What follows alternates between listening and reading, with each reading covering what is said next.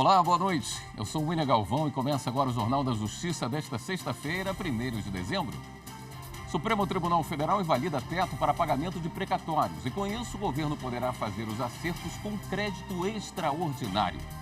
Este é um dos destaques de hoje e você acompanha também nesta edição. Reestruturação de cargos na Receita Federal é confirmada pelo STF. Julgamento envolvendo a chamada revisão da vida toda nas aposentadorias termina hoje à noite no plenário virtual do Supremo. E ainda, Ministério Público Federal se manifesta contrariamente à lei da Paraíba, que proíbe a participação de crianças nas paradas LGBT no estado.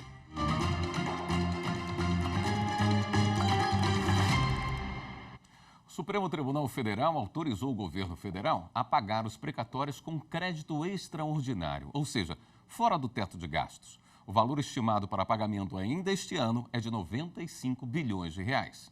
Repórter Viviane Novaes tem os detalhes. O PDT, o Conselho Federal da OAB e a Associação dos Magistrados do Brasil entraram com 2 ações na Suprema Corte. Questionaram a imposição de um limite para o pagamento de precatórios entre 2022 e 2026. Os precatórios são dívidas do poder público reconhecidas pela Justiça. De acordo com o ministro relator Luiz Fux, essa imposição tinha justificativa: a necessidade de ações de saúde por causa da pandemia de Covid-19 e a exigência de que o teto dos gastos públicos fosse cumprido. Mas o cenário mudou. Segundo o ministro, a limitação a direitos individuais, que inicialmente manifestou-se como um remédio eficaz para combater os distúrbios sociais causados pela Covid-19, neste momento caminha para se caracterizar como um veneno com possibilidade de prejudicar severamente, em um futuro breve, o pagamento das mesmas despesas com ações sociais anteriormente prestigiadas. Por 9 votos a 1, o STF permitiu que a União use créditos extraordinários aprovados pelo Congresso Nacional para o pagamento dos precatórios. Com essa decisão, o governo federal vai pagar 95 bilhões de reais ainda este ano. Os recursos não vão entrar no cálculo das atuais metas fiscais. A reestruturação de cargos na Receita Federal foi validada pelo Supremo. Os ministros julgaram constitucional a transformação de cargos que unificou as atribuições da Secretaria da Receita Federal e da Secretaria da Receita Previdenciária. As informações com Rocine Gomes. Em sessão virtual, os ministros do STF aprovaram a reestruturação de cargos na Receita. A decisão unânime confirmou jurisprudência do Supremo sobre a matéria e foi tomada no julgamento conjunto de 3 ações diretas de inconstitucionalidade. Em todas, foi seguido o voto do relator, o ministro Gilmar Mendes. No voto, o magistrado explicou que o tema discutido nas ações tem jurisprudência consolidada, que exige, além do concurso público, 3 requisitos para que a transformação de cargos públicos seja constitucional: a similitude de atribuições dos cargos envolvidos, a equivalência salarial e a identidade dos requisitos de escolaridade. A PGR argumentava que a mudança seria inconstitucional por permitir a investidura em cargo de nível superior de servidores que antes ocupavam cargos de nível médio. Gilmar Mendes explicou que não houve inovação nas atribuições conferidas às carreiras após a transposição dos cargos, nem mudança na remuneração.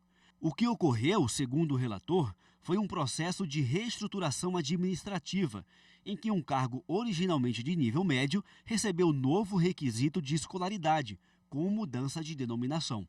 O ministro Gilmar Mendes ressaltou também que desde 1999 já havia exigência de nível superior para os técnicos da Receita Federal. Por unanimidade, o plenário do STF invalidou a norma do Estado de Mato Grosso que obriga as concessionárias de fornecimento de água a oferecer opção de pagamento da fatura por cartão de débito ou crédito antes da suspensão do serviço. A ação contra a lei estadual foi ajuizada pela Associação Nacional das Concessionárias Privadas de Serviços Públicos de Água e Esgoto. No voto pela procedência do pedido, a relatora ministra Carmen Lúcia explicou que, de acordo com a Constituição Federal, compete aos municípios legislar sobre assuntos de interesse local e prestar diretamente ou por concessão os serviços públicos locais, entre eles o fornecimento de água. Segundo a ministra, a norma estadual impõe obrigação e tira prerrogativas das concessionárias de serviços públicos locais, interferindo diretamente nos contratos firmados com o poder público. O Supremo Tribunal Federal vai decidir sobre o alcance da decisão que validou a chamada revisão da vida toda nas aposentadorias, tese que pode ser usada para recalcular os benefícios. Repórter Marta Ferreira tem mais detalhes. Revisão da vida toda é como ficou conhecido o recálculo de benefícios previdenciários para segurados que tenham ingressado no regime geral de previdência social antes da Lei de 1999, que alterou a forma de cálculo dos benefícios. Em dezembro do ano passado, o Supremo Tribunal Federal entendeu que esse recálculo é constitucional e que deve ser aplicada a regra mais benéfica ao segurado no momento do cálculo da aposentadoria. O INSS recorreu pedindo para anular essa permissão de escolher a regra mais vantajosa. Caso não seja atendido, pede ao Supremo para definir uma data que limite os efeitos dessa decisão, excluindo os benefícios já extintos e também os quitados, de modo que não haja efeito retroativo. O julgamento do recurso ocorre no plenário virtual. O relator é o ministro Alexandre de Moraes, que atendeu parte do pedido feito pelo INSS. Ele votou no sentido de estabelecer um limite temporal para os efeitos da decisão em análise. Para o ministro, a referência é o dia 1º de dezembro de 2022, quando o STF julgou o mérito da ação. Para a ministra Rosa Weber, que votou antes de se aposentar, a data de referência deve ser o dia 17 de dezembro de 2019, quando o STJ confirmou o direito à correção aos aposentados. A ministra Carmen Lúcia e o ministro Edson Fachin acompanharam esse entendimento. Já os ministros Cristiano Zanin, Luiz Roberto Barroso e Dias Toffoli votaram no sentido de anular o acórdão do STJ que havia validado a revisão da vida toda, com novo julgamento do tema no tribunal. O prazo para os demais ministros apresentarem o voto termina hoje à noite. E agora há pouco, o relator do caso, o ministro Alexandre de Moraes, pediu destaque e interrompeu o julgamento do recurso do INSS contra a decisão que validou a chamada revisão da vida toda. Quando ocorre pedido de destaque, a análise é levada ao plenário físico da Corte. Ainda não há data para o julgamento ser retomado. Em sessão virtual, está em julgamento o recurso da FUNAI e da União contra o pagamento de indenização a um fazendeiro de Mato Grosso do Sul que teve a propriedade destruída por indígenas. Quem explica esse caso é o repórter Renato Rosa. De acordo com o processo, a Fazenda São Jorge, que fica no município de Mundo Novo, em Mato Grosso do Sul, foi invadida pelos índios Guarani Nhandeva em 2003. Eles alegaram que a FUNAI havia promovido a demarcação do imóvel, como sendo área de ocupação tradicional indígena.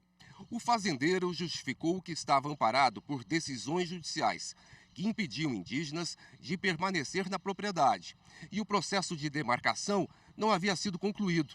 Ele comprovou os prejuízos. Mais de 200 cabeças de gado Nelore foram abatidas e a fazenda destruída.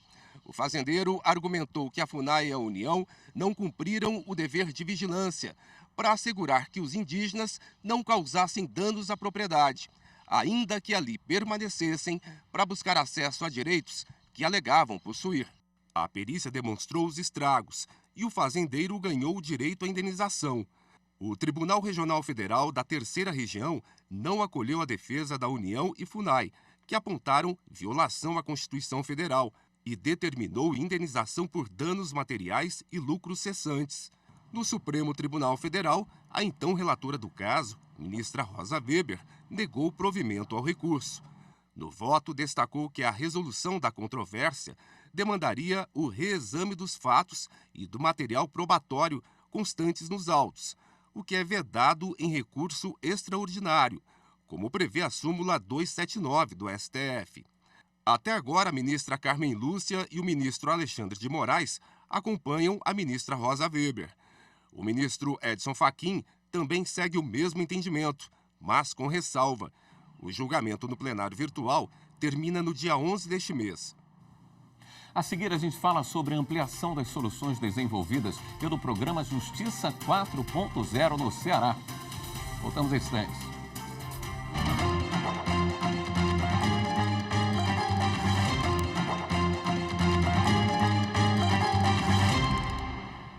O presidente do Supremo Tribunal Federal e do Conselho Nacional de Justiça, ministro Luiz Roberto Barroso, esteve hoje em Fortaleza para ampliar o uso de soluções desenvolvidas no âmbito do programa Justiça 4.0. Confira na reportagem de Pamela Lemos. Criado para aproximar cada vez mais o sistema judiciário brasileiro da sociedade, o programa Justiça 4.0 tem impulsionado o uso de novas tecnologias e da inteligência artificial. A ideia do Conselho Nacional de Justiça é promover serviços cada vez mais rápidos, eficazes e acessíveis, refletindo na melhoria da produtividade, celeridade, governança e transparência dos processos. Nesta sexta-feira, dia 1º de dezembro, durante a ação de divulgação do programa na Escola Superior da Magistratura do Ceará, o presidente do CNJ e do Supremo Tribunal Federal, ministro Luiz Roberto Barroso, ressaltou a importância do engajamento de todo o Poder Judiciário na implementação desses avanços. A ideia da Justiça 4.0 é promover a digitalização mais ampla possível do Poder Judiciário. O processo digital ele tem um prazo de tramitação significativamente menor que o processo físico. Portanto, nós estamos estimulando todos os tribunais a aderirem a essa plataforma digital do Poder Judiciário que vai agilizar a justiça brasileira. O presidente do CNJ deve continuar o calendário de visitas aos tribunais brasileiros até julho de 2024. Além de ampliar o uso das soluções desenvolvidas no âmbito do programa Justiça 4.0, a iniciativa busca assegurar a integração à plataforma digital do Poder Judiciário brasileiro e a qualificação do conteúdo transmitido ao Codex, plataforma de extração de dados e informações processuais. Os encontros também possibilitam o compartilhamento de boas práticas de inovação e das soluções já disponibilizadas.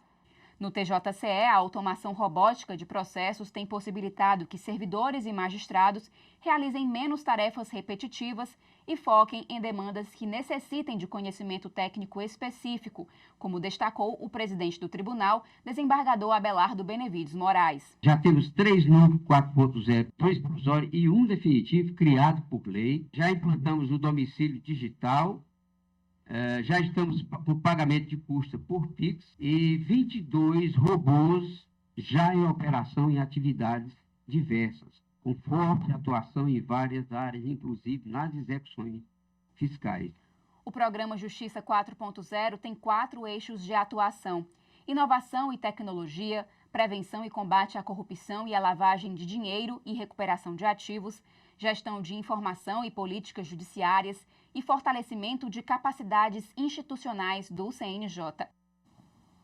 O Ministério Público Federal se posicionou contrariamente ao projeto de lei que proíbe crianças de participarem das paradas gays em João Pessoa, na Paraíba. As informações com o repórter Márcio Fontinelli. No ofício encaminhado ao prefeito de João Pessoa, na Paraíba, Cícero Lucena, o Ministério Público Federal afirma que, além de contrariar os direitos fundamentais à livre manifestação e à dignidade da pessoa, o projeto de lei municipal incentiva a discriminação por orientação sexual e impede a construção de uma sociedade aberta às diferentes visões de mundo. Por isso, pede que seja vetado a proibição da participação de crianças em paradas gays e eventos similares na capital paraibana.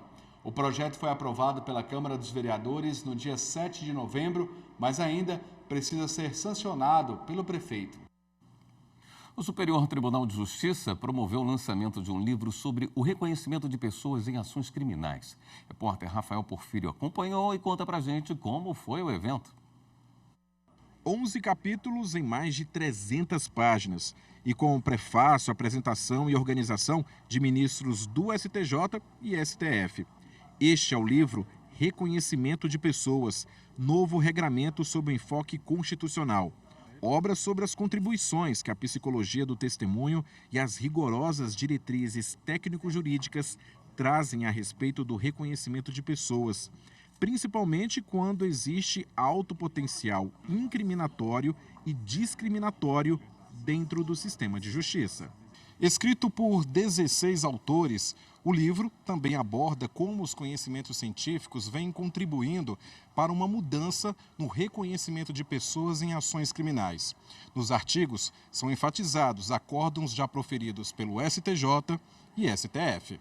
Na cerimônia de lançamento no Espaço Cultural do STJ, o ministro Rogério Schetti Cruz, organizador do livro, destacou os impactos sociais provocados por erros de reconhecimento de suspeitos no Poder Judiciário e a contribuição do trabalho científico dos autores do livro. Inclusive com o uso de ciências, outras que não só o direito, né? Nós, por exemplo, utilizamos muito no julgamento essa psicologia do testemunho, que demonstra as falsas memórias que muitas vezes levam pessoas a serem condenadas porque alguém, acreditando estar reconhecendo uma pessoa como suspeita, autora do crime, leva essa pessoa a uma condenação porque a prova se baseia quase sempre num único depoimento da vítima.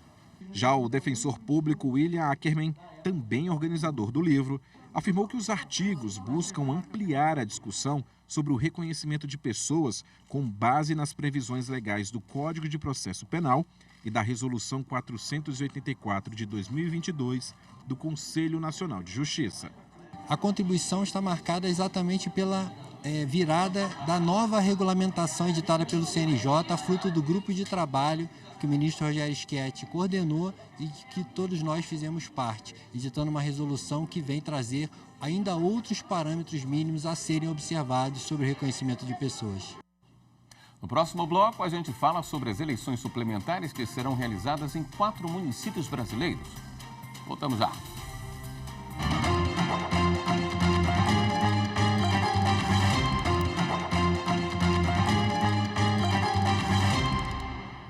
No próximo domingo serão realizadas eleições suplementares em Itupeva e Uburana, no interior de São Paulo, em Alto Santo, no Ceará, e no município goiano de Bom Jardim de Goiás. Nas cidades paulistas serão eleitos novos representantes para a prefeitura, que devem permanecer no cargo até o fim de 2024. O mesmo ocorre em Bom Jardim de Goiás, onde eleitores e eleitores vão votar para prefeito e vice. Já no Ceará, o eleitorado vai às urnas para escolher 11 novos representantes para a Câmara de Vereadores. A votação nesses municípios será de 8 da manhã às 5 da tarde. Eleições suplementares são convocadas quando decisões da Justiça Eleitoral indeferem registros de candidatura, caçam diplomas ou determinam perda de mandatos de pessoas eleitas em eleições majoritárias, independentemente do número de votos anulados. O Tribunal de Justiça do Rio Grande do Sul promoveu a 14ª edição do Fórum Nacional de Mediação e Conciliação. O evento faz parte da programação oficial de comemoração dos 150 anos do TJ Gaúcho, como mostra o repórter Matheus Beck. O FONAMEC foi criado para compartilhar boas práticas e experiências no trabalho de mediação e conciliação que ocorrem em todos os estados e no Distrito Federal. O lema deste ano é Construir Pontes para a Cultura da Paz, uma mensagem para quem busca o aperfeiçoamento dos métodos consensuais de resolução de conflitos. O Poder Judiciário tem a possibilidade de ser um indutor muito forte nisso, que formará a cultura da autocomposição, inclusive extrajudicial e fora da tutela do Estado. Nos últimos 10 anos, nós conseguimos consolidar essa cultura da autocomposição no âmbito dos tribunais. E o grande desafio agora é espalhar essa cultura para a comunidade. As formas de autocomposição são uma realidade no Rio Grande do Sul. O estado tem mais de 50 centros judiciários de solução de conflitos e cidadania. A gente acaba servindo de modelo para muitos estados nesse sentido pela vanguarda, né? Todos os tribunais agora têm no PMEC, no Brasil, todos os tribunais estão preparados, né? Em vários estados já tem Sejusc em praticamente todas as comarcas. Então é um caminho irremediável, né? O que a gente almeja é que sempre, antes de judicializar o processo, que pudesse passar por essa fase prévia, a gente resolveria muitos conflitos e também aliviaria, né, o Poder Judiciário para julgar aquelas coisas mais complexas. O que nós vemos é um fluxo da história no sentido de que as pessoas deverão construir a partir das suas próprias autonomias, não só soluções para os seus problemas relacionais, mas também soluções para seus problemas comunitários, políticos, da convivência de modo geral. Na palestra de abertura, o FONAMEC recebeu a escritora e presidente do Conselho Deliberativo da Associação Palas Atena. E de uma aspiração que nem sempre encontra as vias, sejam no exerto diplomáticas, sejam internacionais, sejam políticas, sejam ideológicas, sejam religiosas, que consigam minimamente nos tornar humanos. No segundo dia, a função do mediador de conflitos e exemplos nacionais de justiça restaurativa foram temas de painéis. Também ocorreram oficinas com representantes de NUPEMECs. E no encerramento, uma plenária envolveu magistrados na discussão sobre métodos autocompositivos e as atualizações deles na era digital. Não limita o judiciário a sua atuação ao julgamento dos processos, mas cada vez mais busca a aproximação da sociedade e, deste modo, também busca, forma incessante, os instrumentos mais eficazes em conjunto com os demais integrantes do sistema de justiça, visando entregar à sociedade uma prestação jurisdicional sempre célere, efetiva e, sobretudo, humana.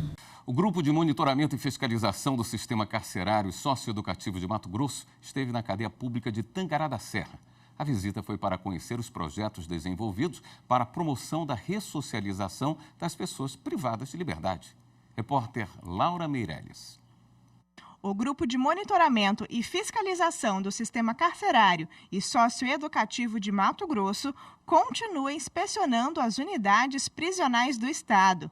O Centro de Detenção Provisória de Tangará da Serra recebeu a visita de membros do GMF e toda a estrutura, demandas administrativas e dos recuperandos, além dos projetos de ressocialização desenvolvidos no local, foram avaliados. O grupo também participou da inauguração dos espaços destinados à oficina de costura, panificação, confeitaria, alojamento, sistema de monitoramento interno e de comunicação da unidade prisional. Cada vez mais nós nos surpreendemos com as melhorias que são realizadas neste presídio, que é muito bem administrado pelo seu diretor e sempre teve nesses últimos anos uma juíza muito eficiente e muito dedicada ao sistema prisional. Eu acredito ainda no ser humano, acredito que as pessoas podem se mudar, se elas querem, né? E tem uma oportunidade, elas podem mudar. Em Eduardo Orlando também.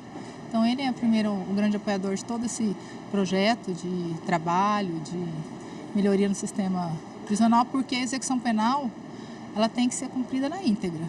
Aqui no Centro de Detenção Provisória de Tangará da Serra, os homens privados de liberdade também são incentivados a participar de atividades agrícolas. Produz para o consumo interno através da cantina, através do restaurante que fornece a comida para os reeducando, eles aproveitam comprando essa verdura via conselho da comunidade e onde é revertido esse valor também para a manutenção da unidade. Temos também serviço de serralheria, marcenaria na unidade, lá no barracão lá de fora que vocês visitaram, onde faz também diversos trabalhos de mesa, artesanato, cadeira, portões. Ao todo, existem 370 recuperandos na unidade. 86 já estão trabalhando. Além de trabalhar, vai remunerar, vai ajudar a família, ainda vai remir a pena, ainda cada 3 dias trabalhar no dia remido. O objetivo nosso também é aumentar o número de frentes de trabalho aqui, não só aqui, mas também em Campo Novo Parecis, para que possa dar mais oportunidade para os recuperantes, porque com o trabalho é ressocializa para reintegrar a sociedade. O novo juiz titular da primeira vara criminal de Tangará da Serra e a juíza que ocupou o cargo acompanharam a inspeção.